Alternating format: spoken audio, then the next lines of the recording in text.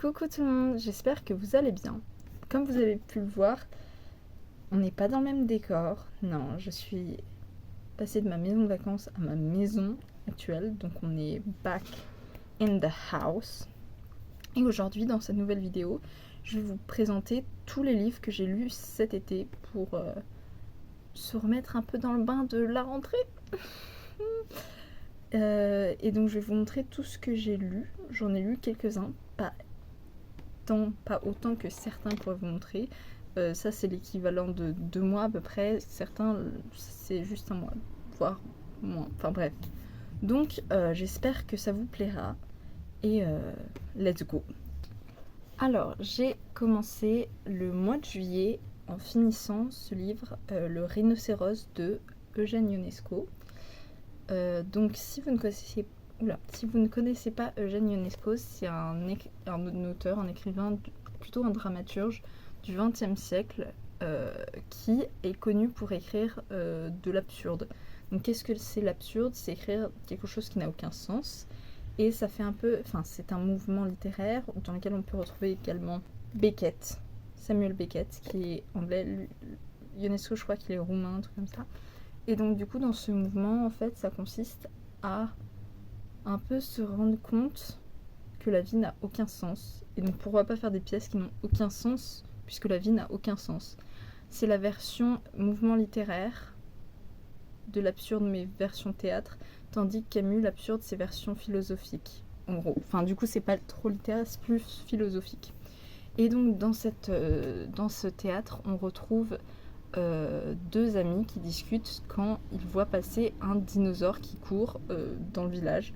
Ils sont en mode what the fuck. Et puis le rhinocéros se repart et ils ont l'impression d'être fous, etc. Et j'ai pas trop regardé les messages, enfin le message de ce livre. J'ai l'impression que c'est un peu sur suivre. Quand la majorité de la population suit une doctrine, et ben on est un peu contraint à vouloir la suivre parce que tout le monde veut la suivre. Donc le pouvoir de la manipulation de la foule, je pense, ça se trouve je raconte n'importe quoi. Et il me semble que j'ai donné 2 étoiles à ce livre-là. Voilà, j'ai pas été très emballée, contrairement à La Cantatrice Chauve, la leçon que j'avais beaucoup appréciée, qui m'avait beaucoup fait rire. C'était drôle, mais c'était trop long pour moi. Ensuite, je l'ai pas sur moi parce que je les ai empruntés à la bibliothèque, pardon. J'ai lu toute la saga Lou, donc du tome 1 au tome 8, donc pas la saga Lou Sonata, mais donc tout Lou. Donc le dernier tome que j'ai terminé, en fait la saga pour moi c'est une 5 étoiles, c'est incroyable. On suit la petite Lou, donc au début elle doit avoir peut-être 10-13 ans, et puis après elle grandit, elle a 18 ans au dernier tome, 17-18 ans, et en fait je trouve que c'est tellement une lecture confort, genre je me retrouve dedans, c'est trop bien et on grandit avec elle, c'est vraiment super agréable. Ça se lit très facilement, c'est drôle, c'est touchant. J'ai eu envie de pleurer à de nombreuses reprises et franchement je la conseille à fond, que vous ayez 13 ou 18 ans, franchement c'est toujours aussi bien. Et j'ai avec moi Lou Sonata, le premier tome, donc il faudrait que je le lise au cours de l'année. Voilà, mais en tout cas j'ai adoré cette saga, c'était trop bien. Ensuite j'ai lu La Bibliothèque de minuit de Matt Haig, je sais pas trop comment on dit, mais si je dois vous le résumer, en gros c'est un livre de développement personnel caché sous la forme d'un roman. En fait on suit Nora Seed qui a 35 ans et a l'impression de tourner en rond, elle tombe dans une dépression qui fait qu'elle a plus goût à la vie. Et en fait, elle va se suicider et elle va se retrouver dans une bibliothèque, la bibliothèque de minuit. Et en fait, elle va y trouver une femme et qui va lui faire... En gros, elle va lui permettre de vivre toutes les vies qu'elle aurait pu avoir si elle n'avait pas fait tel choix, etc. Et donc j'ai trouvé ça assez intéressant d'un point de vue de développement personnel, dans le sens apprendre à mieux apprécier sa vie. Et c'était... je pense que si vous entendez mon résumé, je pense que vous savez quelle est la fin.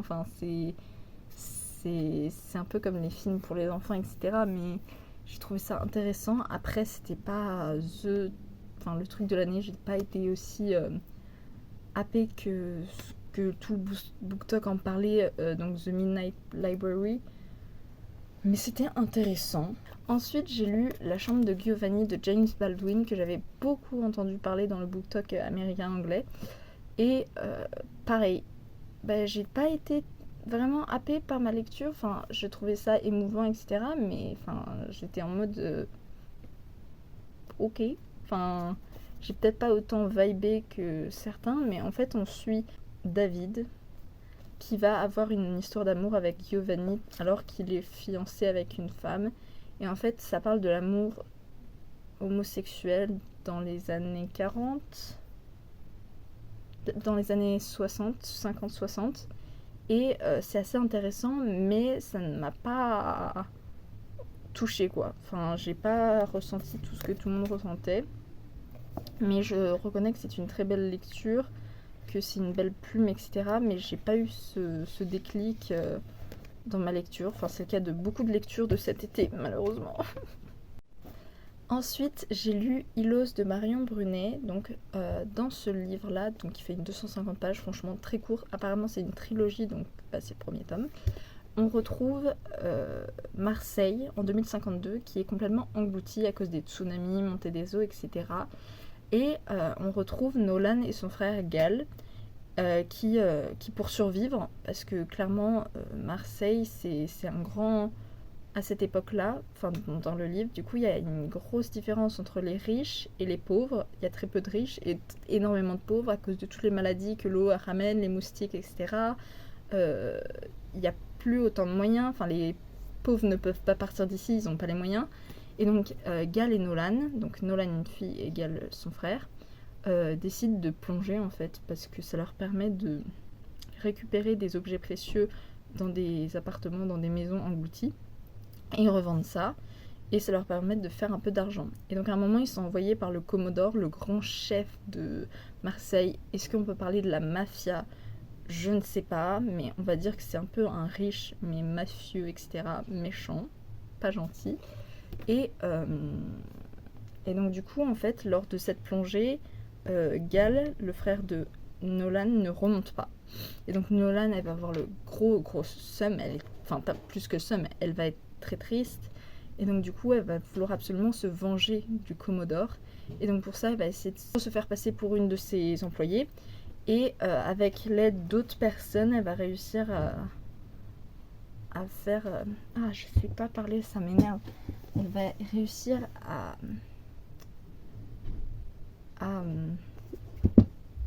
se venger en gros, parce que franchement je suis désolée, je trouve pas mes mots, ça m'énerve, mais en gros elle va essayer d'abattre la force qu'a le Commodore sur la ville de Marseille. J'espère que vous m'avez compris, mais en tout cas j'ai beaucoup apprécié ce livre, je trouvais que c'était très facile à lire, très simple, très intéressant, j'ai bien aimé, voilà, donc pourquoi pas lire la suite. Ensuite, j'ai lu Bel Amim de Yamen Manaï, donc ce livre, c'est un petit roman de 100 pages, je crois, franchement très très court, ça se lit très vite, et on suit un adolescent qui va nous raconter sa jeunesse, il a 12 ans et il raconte ça quand il a 15 ans, enfin c'est vraiment très jeune et c'est très perturbant parce qu'il utilise un vocabulaire un bon vocabulaire et pourtant... il formule bien ses phrases, on va dire. Et donc on va suivre ce jeune adolescent dans un pays du Maghreb, je crois que c'est soit l'Algérie, ils disent prix de la littérature arabe, prix Orange du livre en Afrique, donc dans cette zone-là. Je sais plus si c'est Algérie ou Tunisie, mais en tout cas on va suivre son enfance qui est assez difficile. Et j'ai beaucoup apprécié ça, j'ai trouvé ça, il y avait pas mal d'humour, évidemment c'était assez émouvant, et assez surprenant à un moment. Et d'ailleurs ça me faisait beaucoup penser à la vibe, pas à l'histoire du tout, mais à L'étranger de Camus. Genre je sais pas pourquoi, je pense que c'est un livre qui est inspiré de l'absurde, du mouvement de l'absurde, donc je trouvais ça assez intéressant et je vous le recommande. C'est une lecture assez intéressante, assez rapide et rafraîchissante, quoi. Ça change de d'habitude et j'ai beaucoup apprécié. Donc après ça j'ai lu le premier tome de Heartstopper, donc pour vous remettre un peu dans le truc, Heartstopper, j'avais vu la première saison qui regroupe les 2 premiers tomes. Donc évidemment je connaissais ce tome, mais oh, mon Dieu, je faisais que sourire, j'étais comme ça. Franchement, j'arrêtais pas de sourire. Cette série, cette série de romans graphiques, ça donne tellement de sourire, c'est tellement good vibes. Même s'il y a des trucs difficiles qui se déroulent, c'est tellement good vibes. Donc pour ceux qui ne connaissent pas Heartstopper, on suit Nick et Charlie. Charlie et Nick, donc qui vont avoir une histoire d'amour entre eux. Sauf que Charlie, lui, sait qu'il est gay, mais Nick, lui, pour lui, à l'origine, il est hétéro, donc voilà, il se pose pas trop la question jusqu'à ce qu'il rencontre Charlie, et donc il va tomber amoureux, etc. Et donc c'est absolument incroyable. C'est trop mignon, enfin on est vraiment... C'est tellement une lecture genre confortable, tu te poses, tu lis ça, en plus ça se lit super vite, mais en même temps tu veux profiter de chaque image, c'est trop mignon. C'est que du love, que du love. Et franchement, j'adore ça. Et donc, du coup, j'ai un peu plus tard dans le mois, j'ai lu le 2e tome, pareil. Donc, du coup, je le connaissais puisque j'ai vu la première saison. Mais franchement, c'est tellement rafraîchissant les séries comme ça. Mais en tout cas, si vous pouvez, lisez-la. Enfin, lisez cette série, c'est incroyable. Et lisez-la avant de voir la série, parce que en fait, franchement, c'est trop bien. Et donc, on a une vision différente de la série après. Et la série a été super bien adaptée. Enfin, les acteurs matchent complètement. Donc, ça, c'est vraiment trop chouette. Donc, s'il vous plaît, lisez ça, c'est adorable. Donc j'ai ensuite lu The Road Trip de Beth O'Leary, dans lequel on retrouve Addie et sa sœur qui se rendent à un mariage en Écosse. Et sur leur route, elles ont un accident. Donc sur leur route, enfin elles font un road trip, donc sur leur route elles ont un accident avec l'ex d'Addie et son meilleur pote qui vont aussi au mariage. Donc du coup, ce qu'elles vont faire, c'est qu'elles vont dire venez dans notre voiture. C'est très gênant pour Addie, évidemment, puisque elle est encore pas rétablie de cette relation. Et c'est assez douloureux pour Dylan, du coup, son ex, parce que lui non plus, enfin bref. Et donc en fait, dans ce road trip, déjà c'est hilarant. Enfin, je suis désolée, Beth O'Leary, genre épouse-moi. Enfin, c'est trop drôle, c'est hilarant. Donc pour ceux... Enfin, du coup, comme vous l'avez deviné, c'est une romance, mais de seconde chance. C'est pas mon truc préféré, mais j'ai bien apprécié, mais j'ai quand même pas mal postité. Donc je pense que je peux vous le recommander. C'était 4 étoiles. En vrai, très sympathique, très drôle. Ça, c'est vraiment, j'adore les livres qui sont drôles. C'est vraiment une passion. Enfin, lisez-le. Donc, ensuite, j'ai lu Shadow and Bone de Leigh Bardugo. Donc, je vous en avais parlé dans un vlog précédemment. Et je vous avais dit que j'avais pas trop... Enfin, j'étais un peu déçue. J'avais bien aimé au début et à la fin, mais le milieu, je trouvais ça très très long. Et finalement, là, en ce moment, je suis trop hypée. Depuis que je suis en train de regarder la série The Witcher avec Henry Cavill, ça me fait trop penser à ça, alors que c'est pas du tout la même chose. Enfin, du coup, The Witcher avec Henry Cavill, c'est plus une culture, on va dire, anglaise. Tandis que Shadow and Bone, c'est une culture plutôt traditionnellement russe. Enfin, dans ce sens, le setting, ça se passe plutôt... Si c'était vraiment dans notre monde, ce serait en Russie, plutôt en Sibérie. Donc, c'est assez intéressant de trouver une fantaisie avec le folklore russe et tout. Je trouve ça très chouette, ça change. Et donc, ce livre-là, j'ai eu un peu de mal. Donc, on suit... en fait...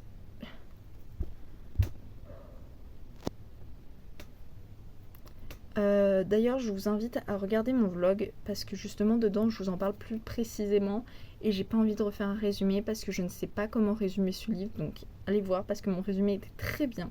Et donc, du coup, je me tâte de lire le prochain tome, Siege and Storm. Voilà.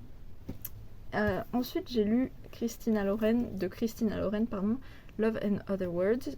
Donc, vous pouvez également voir le vlog et voir que je n'ai pas du tout aimé ce livre. J'ai bien aimé le concept, que ça se déroule avec des personnages qui adorent la lecture, etc. Mais les personnages, je ne les ai pas aimés, j'ai pas aimé l'histoire. J'ai que aimé le moment où ils étaient amis. Parce qu'en fait, c'est un Friends to Lover. Donc c'est entre Macy et Elliot, qui se sont rencontrés quand ils étaient très jeunes. Et donc ils sont devenus amis. Leur connexion, on va dire, c'était les livres. Et après, ils ont fini par tomber amoureux et il y avait une histoire. Sauf que ça s'est rompu à l'âge de 17-18 ans. Et ensuite, on les retrouve plus tard, vers 28-29 ans. Donc c'est une romance de seconde chance encore. Et j'ai pas apprécié...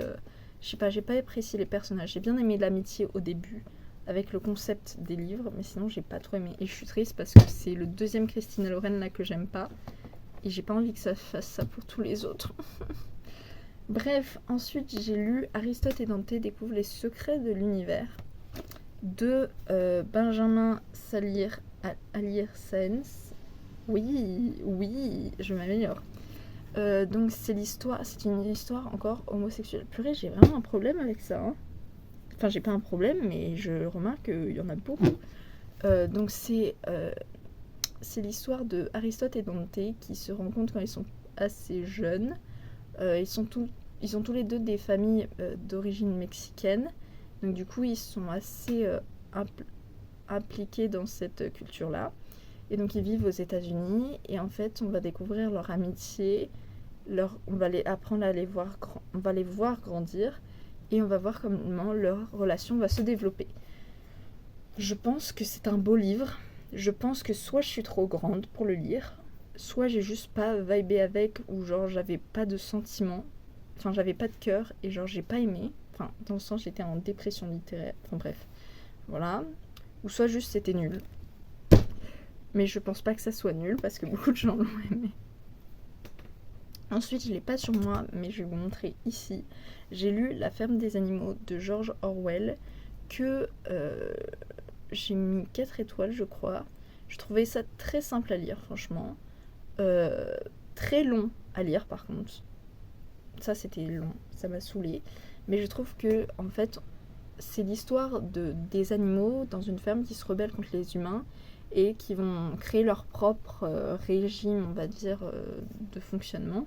Sauf que ce régime de fonctionnement va se transformer en régime autoritaire parce que les cochons vont prendre le pouvoir, etc. Et ce roman, en fait, il s'inspire de la dictature de Staline, de Lénine, etc. Enfin, du communisme en URSS, etc. Et j'ai trouvé que l'image était bien trouvée. J'aime bien parce que au cours du livre, même au début, on voit des petits indices que la dictature commence à arriver, mais discrètement. Et je trouvais ça trop intéressant, et de voir comment les cochons peuvent manipuler aussi facilement d'autres animaux parce qu'ils sont plus bêtes ou je sais pas quoi. Je trouve ça à la fois très intelligent et à la fois terrible. C'est horrible en fait. Et ce roman, je le vois un peu comme comment devenir un dictateur, comment créer une dictature. Enfin, vraiment, c'est très bien organisé. Et on voit bien que George Orwell dénonce bien tout ça. Donc voilà, donc si ça vous intéresse de lire ce livre, je pense que moi j'ai 18 ans, bientôt 19.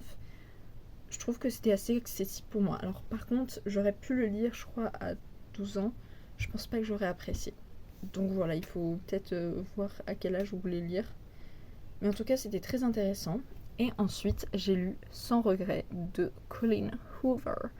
Et j'ai pas sur moi, mais je vous le mets là. Et j'ai pas trop apprécié. En fait, je crois que c'est son premier roman.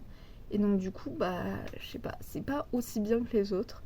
Je trouve que l'histoire d'amour, elle est pas assez développée dans le sens où une semaine après, les deux personnages sont déjà amoureux. Enfin, non, ils mourraient pour l'autre, alors qu'il n'y a pas eu tellement de preuves d'amour. Enfin, je sais pas, je trouvais que ça allait trop vite. Et je trouvais ça très cringe au début. J'étais pas à l'aise. Donc j'ai mis 2,5, je crois. J'aurais pu mettre 2. Et je lirai pas la suite. Malheureusement, même si les couvertures sont très jolies, je ne lirai pas la suite. Enfin, voilà pour ce roman. On passe ensuite à Au livre pour l'école, j'ai lu Athalie de Racine. Donc il s'agit d'une pièce de théâtre qui a pour thème la religion. Et donc si je me trompe pas, en fait Athalie c'est une femme qui a pris la place des rois ou je sais pas quoi. En gros qui était la femme de je sais pas qui, elle a pris la place du trône et qui est contre la religion, etc. Et donc les religions vont s'opposer à elle, ils vont essayer de trouver la personne qui peut prendre sa place, enfin la personne qui a, enfin le fils qui a sa place loyale sur le trône, enfin bref. J'ai pas trop compris le truc, donc voilà, je vais pas trop vous en parler plus parce que sinon je vais vous raconter des bêtises. Et ensuite j'ai lu La religieuse de Diderot. Bref, ne lisez pas ce livre, vous embêtez pas à lire. Voilà. Et pour finir, j'ai lu La Rose écarlate que je vous mets là parce que je n'ai toujours pas avec moi. Donc dans cette BD, en fait, on suit Maud qui a été élevée par son père parce que sa mère est morte et elle est élevée un peu en tant que paysanne, on va dire. Et elle a beaucoup d'attrait pour l'escrime, etc. parce que son père est forgeron, du coup il lui apprend à faire de l'escrime jusqu'au jour où son père se fait assassiner et je crois qu'on manque de voler son carnet. Donc évidemment Maud est très triste, elle fait son deuil et elle apprend qu'elle a un grand-père et que son grand-père, qui plus est un noble. Elle est en mode mais quoi? Donc elle se retrouve chez son grand-père il lui dit on va t'éduquer pour te marier, ce qui est très sympathique ma foi. Et en fait on va suivre Maud, donc à la fois dans sa vengeance pour la mort de son père et en même temps elle va rencontrer le renard, un justicier qui vole il vole les riches pour donner aux pauvres. En gros j'ai oublié son nom mais pas le chapeauté mais bref, Robin des Bois mais en version le renard. Et donc elle va être absolument fan de cette figure et elle va essayer de vouloir faire la même chose. Donc en fait Maud c'est à la fois une femme forte, une femme hilarante. Guilhem de Landry que vous découvrirez un peu plus au cours du premier tome est incroyable. La relation entre les deux qui se tisse ensemble, la tension, c'est vraiment un slow burn ce truc, enfin pas tellement mais un peu. Trop bien, donc j'ai lu les 11 premiers tomes, sachant que j'en ai lu 7 hier. Oui, mais c'était bien, voilà. Donc la prochaine fois que je retourne dans ma maison de vacances, je continuerai la suite. Voilà, donc en fait, je vous recommande à fond cette série parce qu'elle est vraiment attachante. C'est un peu comme Heartstopper, mais Heartstopper, on est vraiment dans la mignonnerie, l'adorable, la romance, alors que là, on est dans l'aventure, mais en même temps la romance et la tension. Et vraiment, j'adore. Je crois que j'ai eu cette série quand j'avais 12 ans, j'ai 18 ans, j'adore toujours autant. C'est comme Lou, c'est toujours aussi bien. Et j'ai pas envie que ça se termine. Et il y a le tome 20 qui vient de sortir. Ça ne se terminera toujours pas. Je pense qu'il n'y aura jamais de fin à cette série. Mais c'est trop bien. Donc je vous conseille à fond. On arrive déjà à la fin de cette vidéo. Merci de m'avoir écouté jusqu'au bout. Vous êtes vraiment courageux. J'espère que vous avez compris tout ce que j'ai pu dire parce que je sais que je suis pas super claire dans la vie. Mais en tout cas, j'ai pris beaucoup de plaisir à vous montrer tous ces livres-là. Ça fait beaucoup quand même. Je vous dis à dans une semaine pour une prochaine vidéo. Et j'espère que ça vous a plu. Et j'espère que les prochaines vous plairont. Et moi je vous dis bisous. Et bonne rentrée en fait. Bisous.